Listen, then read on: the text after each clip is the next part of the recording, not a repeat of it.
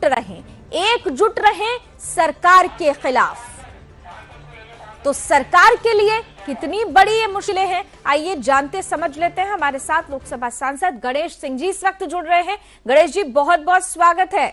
सर्वदलीय बैठक बुला ली गई, ट्रेलर दिया है, पिक्चर अभी बाकी है, शीतकालीन सत्र गर्मा गर्म होगा।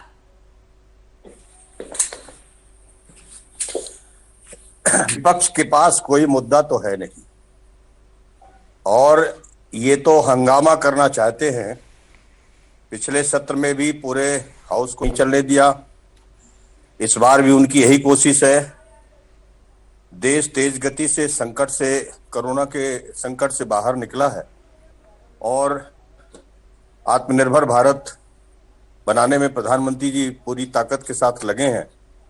उनके हर कदम को देश की जनता स्वीकार कर रही है, लेकिन विपक्ष को लग रहा है कि हमारा आधार खत्म हो रहा है, इसलिए वो इस तरह के जो बिना मुद्दे की रणनीति बनाने में लगे हैं वो कभी कारगर नहीं हो पाएंगे। और मुझे पूरा विश्वास है कि सदन अपना जिस कामकाज के लिए बुलाया गया है वो कामकाज पूरा करेगा। लेकिन गणेश जी, यही तस्वीर तो हमने मॉनसून सत्र में भी देखी थी, ऐसे ही दावे किए जा रहे थे, लेकिन विपक्ष के तीखे तेवर के आगे क्या कुछ हुआ ये हर कोई जानता है। तो फिर क्या समाधान निकलेगा? मुश्किल तो जरूर सरकार के लिए रहेंगी। अगर ये इसी तरह का हंगामा करते रहेंगे तो जनता इनको तो वैसे भी नकार चुकी है और पूरी तरह से नकार देगी। आरोप लगाता है, विपक्ष ये कहता है कि आप तो भाई ना तो ऑल पार्टी मीट में बोलने देते हैं ना सदन में बोलने देते हैं, और इसीलिए तो संजय सिंह ये आरोप लगाते हैं आम आदमी पार्टी वॉकआउट कर जाती है आज ऑल पार्टी मीट से। ये एकदम गलत आरोप है। पिछली बार हमारे हाउस के लीडर, हमारे संसदीय कार्य मंत्री सबने लगातार हर मुद्दों पर बातचीत करने के लिए विपक्ष को आमंत्रित किया। बिजनेस कमेटी की बैठक में भी आमंत्रित किया, हाउस जब चला तब भी आमंत्रित किया, लेकिन ये किसी मुद्दे पर चर्चा करना ही नहीं चाहते।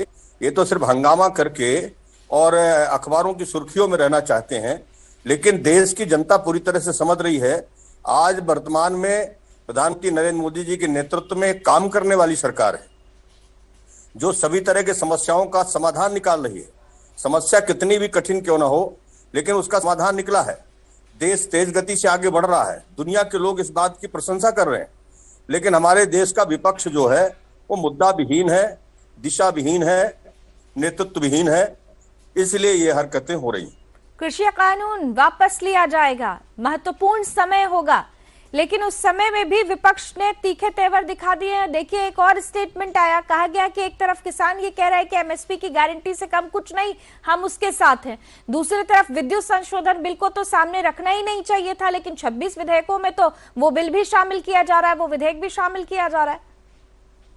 देखिए, किसानों का जो 3 कानून किसानों के हित में बनाए गए थे, ये लोकतंत्र का देश है। जब हमारे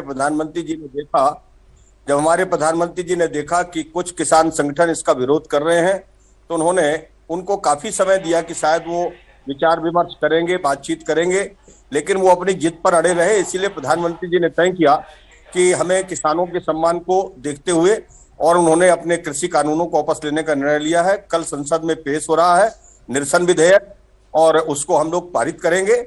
और जहां तक सवाल एमएसपी का है, एमएसपी के मूल्य का पुनर्निर्धारण करने के लिए प्रधानमंत्री जी ने कुछ स्तरीय कमेटी बनाई है और वो उसका अध्ययन करके जैसे रिपोर्ट देगी सरकार उस पर अमल करेगी।